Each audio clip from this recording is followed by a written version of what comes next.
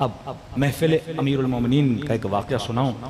शहीद की माँ ईरान में शुहदा ज़ैनबियून अपनी जानों को दिफा हरम दुख्तर अली सैयदा ज़ैनब में कुर्बान किया। जवान बेटा था इस माँ का, बेटा शहीद हो गया। माँ की आदत थी कि डेली जाती थी अपने बेटे के कब्र पर। अब ये वाक़या फिर रिवायत मासूम से भी मिलता है। डेली जाती थी, हफ्ते को गई, इतवार को गई, शब जुमा हुई और जाती रात को थी। अहादीस मासूम में है कि रात को कब्रिस्तान अपने मुर्दों के लिए न जाया करो, बिलखस शब जुमा। इसकी वजह देखिए, कहते हर शब जुमा रात को पूरी रात बैठ जाती थी बेटे की कब्र पे। कुरान पढ़ो, यासीन पढ़ो, इतना लगाव में नहीं रह सकती थी। ऐसे लगता था कि जैसे बेटे से मिलने जा रही हूँ। जवान बेटा किसी माँ का मर जाए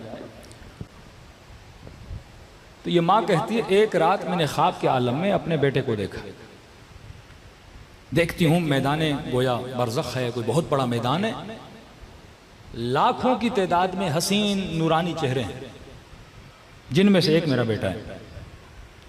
तो क्या देख रही हूँ, जितने लोग हैं वो गोया सामान्य सफर बांध रहे हैं कहीं जाने के लिए, और सारे जा रहे हैं, लेकिन मेरा बेटा बैठा हुआ है।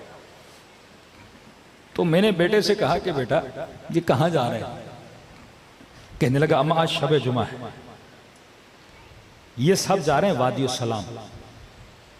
क्या करने जा रहे हैं वादी सलाम में? कहा वादी सलाम में अमीरुल मोमिनीन खिताब करने वाले हैं, ये अमीरुल मोमिनीन से हुसूल इल्म के लिए जा रहे हैं। तो कहा कि बेटा आप क्यों नहीं जा रहे?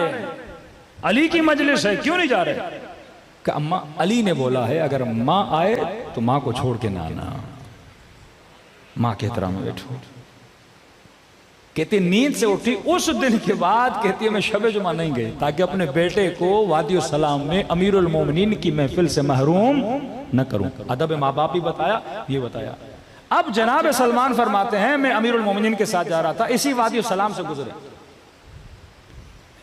फरमाते हैं अमीरुल मोमिनीन ने कलाम करना शुरू किया, लेकिन मुझे कुछ भी नजर नहीं आ रहा। फरमाते हैं घंटों गुजर गए, लेकिन अली बातें करते रहे, थक गया। मैंने कहा मौला इतने घंटे हो गए, क्या कर रहे हैं? कहा सलमान अगर तुझे भी नजर आए, अभी मेरे सामने हजारों मोमिनीन की अरवा बैठी हैं और मैं उन्हें क्या दे रहा हूं? इल्म दे रहा हूं। मतलब ये मारिफत की महफिलें मरने के बाद भी खत्म होने वाली नहीं है। जितनी पाक अरवाहें वो हर हफ्ते में एक निशस्त अमीरुल मोमिनीन की खिदमत में जाती हैं और वादी सलाम में अमीरुल मोमिनीन की महफिल में शिरकत करती हैं। तभी फरमाया शब जुमा तुम्हारे मरहूमीन तुम्हारे घरों में आते हैं, यहाँ शब जुमा अमीरुल मोमिनीन का लेक्चर सुनते हैं, उसके बाद अपने रिश्तेदारों के यहाँ जाते हैं। तभी फरमाया शब जुमा उनके लिए एक फातिहा, कोई नजर नियाज किया करो ताकि आपकी मरहूम अम्मा और मरहूम बाप खुश होके वादी सलाम से वापस आलम बरज़ख में चले जाएं। गंदे लोग वादी बरहूत में भेजे जाते हैं जहां उनको अजाब कराया जाता है। परवरदिगारा बेहक़ मोहम्मद व आले मोहम्मद हमें भी अमीरुल मोमिनीन की वो महफिल नसीब फरमा, हमें भी कब्र की पहली रात शफाअत अबी अब्दुल्लाह हुसैन नसीब फरमा। हमें ऐसा बना जैसा इमाम ज़माना इन जवानों को देखना चाहते हैं। इन्नी सिल्मुन लिमन सालमकुम व हरबुन लिमन हारबकुम। इस नेटवर्क की कामयाबी ये है कि मोहब्बत सिर्फ मोहम्मद व आले मोहम्मद की वजह से, नफरत सिर्फ मोहम्मद व आले मोहम्मद की वजह से। कभी अपनी ज़ात की खातिर किसी के साथ नफरत न करना। खुदारा जितने इख्तलाफात हैं उनको ख़त्म करें, मोमिन मोमिन से मिले। ये रात सिले रहम की रात, शब आशूर के अमाल करेंगे सिले रहम। कोई मोमिन की नाराज़गी आज रात चले जाइए कि हुसैन के सदक़े में मैंने तुझे क्या किया, माफ़ कर दिया। दिलों से नफ़रतें, कसावतें, बुग़्ज़ निकाल दिया। ये तो बड़ी बात है ना। रसूल खुदा की खिदमत में एक खातून आई, कहते हैं बहुत खूबसूरत थी। इसका शोहर शक्ल और सूरत के एतबार से नॉर्मल था। अब देखिए हक़ के तलाक़ खुदा ने किसको दिया है? मर्द को दिया। आई रसूल खुदा के पास और अपने शोहर की तारीफ़ें करने लगी।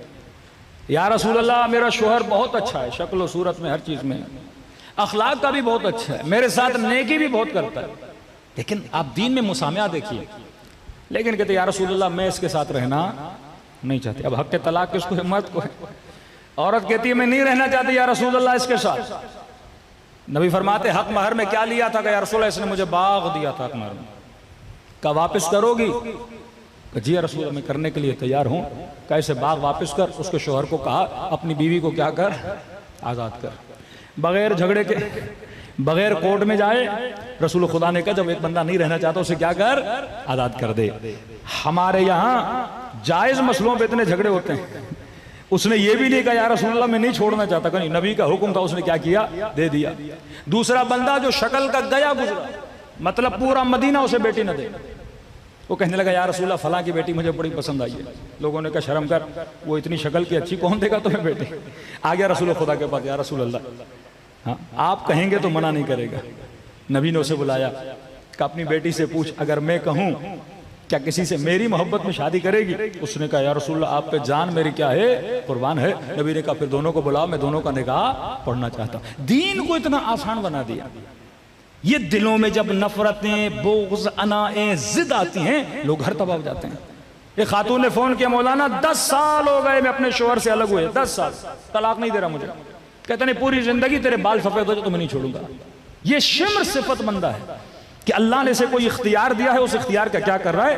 गलत इस्तेमाल कर। ये मकतब अखलाक है, ये मकतब मुरव्वत व मोहब्बत है। आओ करबला के मैदान में कैसी मोहब्बत है भाई की भाई से, कैसी मोहब्बत है बहन की भाई से। कि सैयदा ज़ैनब फरमाती हैं आधी रात का वक्त हुआ, मैंने देखा कि अब्बास अपने भाइयों के खेमे में हैं। उम्मुल बनीन के 4 बेटे का अब्बास ने भाइयों को जमा किया। कुछ ऐसे हजरत अब्बास के भाई हैं जिन्होंने अमीरुल मोमिनीन को देखा भी नहीं बेचारों ने, यानी इनकी पैदाइश हुई और चंद महीनों में अमीरुल मोमिनीन शहीद हो गए। बड़ा किया है उम्मुल बनीन ने बिन बाप के इन बच्चों को। तो अब्बास ने कहा कि भाई पता है कि कल क्या होने वाला है? कहा जी भाई। का क्या इरादा है?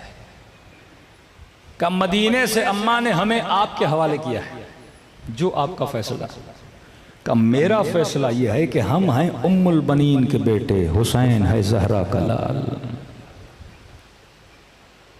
जब तक हम जिंदा हैं हुसैन पे आंच भी नहीं आनी चाहिए। ये करबला के जवान हैं, ये इताअत इमाम है। कहते हैं जब तक जिंदा थे वल्लाह हुसैन तक इन्होंने आंच भी नहीं आने दी। आज ये कॉन्फिडेंस हो हमारे अंदर कि इमाम ज़माना ना आप पर आंच आने देंगे, ना आपके दीन पर, ना आपकी शरीयत पर, ना आपके मकतब पर, ना आपकी आइडियोलॉजी पर।